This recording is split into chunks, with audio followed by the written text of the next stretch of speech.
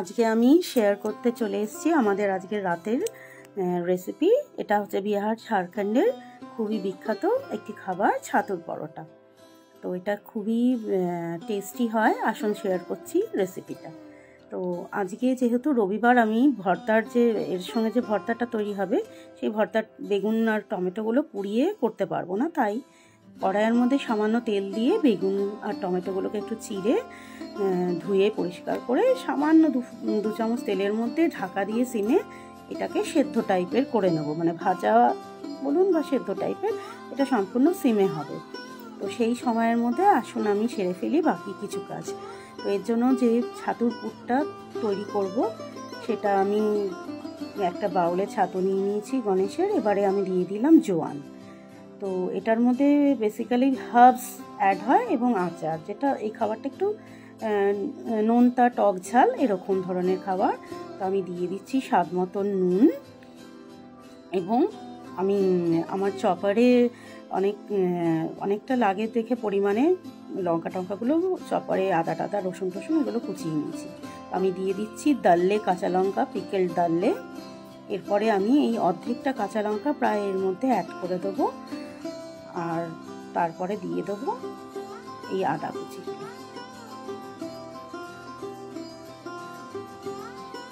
তো এইটা একটু ঝাল ঝাল হয় এবং খুবই টেস্টি লাগে। তো এর মধ্যে দেখুন মশলা বেসিক্যালি আমি অন্য কিছু দিচ্ছি না। মশলা বলতে এই যে আমের আচারটা দিলাম, এর যা মশলা তাই মশলা, আর বাকি সব হার্বস।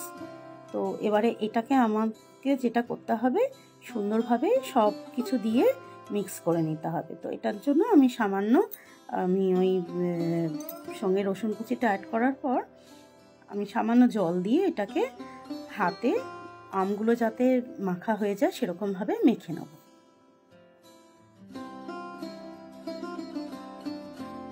তো আমি এখানে যে জলটা ইউজ করছি অ্যাকচুয়ালি আমার ওই চপারে একটু ধুয়ে দিয়ে দিয়েছি কাঁচা লঙ্কা কোচানো জলটা আর কি। তো এবারে আমি এটাকে মিক্স করব। তো এটাকে একটু ভালো করে হাত দিয়ে মিক্স করতে হবে, না হলে আচারগুলো ঠিক ভাঙা যাবে না। তো আমি হাত দিয়ে এটাকে মেখে নিচ্ছি। আচারগুলোকে ভালো করে করে দিতে হবে। এমনি তো সবই কুচানো ভালো করে মিক্স হয়ে যাবে, আচারটা একটু হাত দিয়ে ভেঙে ভেঙে দিলে তবে ওটা মিশে যাবে এবং খুবই টেস্টি হয় জিনিসটা।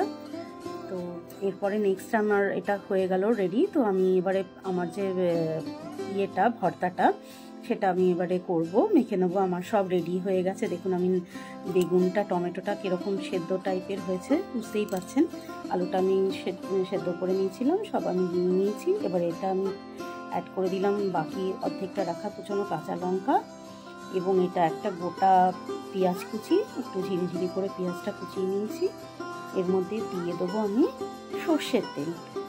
ভর্তা উইদাউট সর্ষের তেল একদমই ভালো লাগে না, বুঝতেই পারছেন অবশ্যই সেটা। আর স্বাদ মতন নুন। এবারে এইটাকে আমি সুন্দর করে একসাথে মেখে নেব।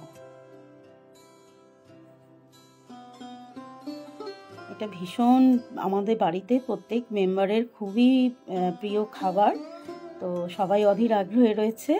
আমি তাড়াতাড়ি করে ফেলার চেষ্টা করছি, আর আপনাদের সঙ্গে গল্পও করছি। তার মধ্যে আমি তাড়াহুড়ো করার চেষ্টা করছি যে ঝটপট রেডি করে নেব। তো এই আমার ভর্তার রেডি। এবারে আমি আটাটা মেখে নেব। তো এই আটার মধ্যে আমি দিয়েছি জোয়ান, কালো জিরে, নুন এবং সামান্য বাদাম তেল।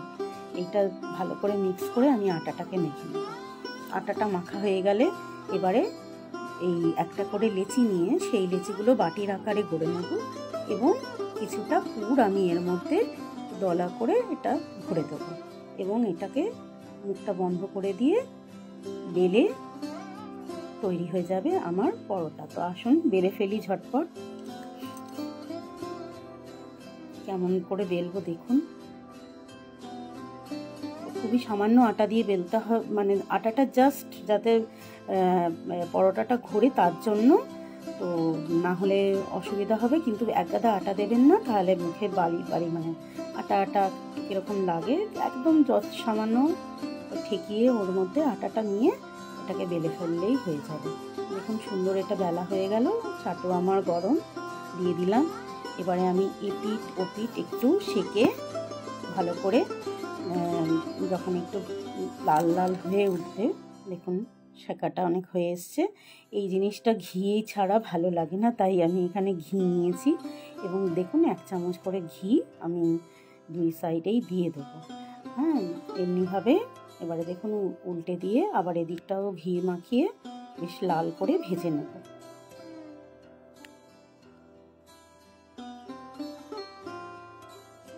খুব সুন্দর গন্ধ বেরোচ্ছে, মানে গন্ধটা মমো করে এই পরোটাটা ভাজার সময়। তো এটা তো আমি শেয়ার করতে পারছি না, মানে জাস্ট জানাচ্ছি। খুব সুন্দর সুন্দর একটা গন্ধ বেরোচ্ছে। তৈরি হয়ে গেছে আমার ছাতুর পরোটা, ভর্তা, ভাজা মশলা, বিট নুন দেওয়া টক দই এবং স্যালাড।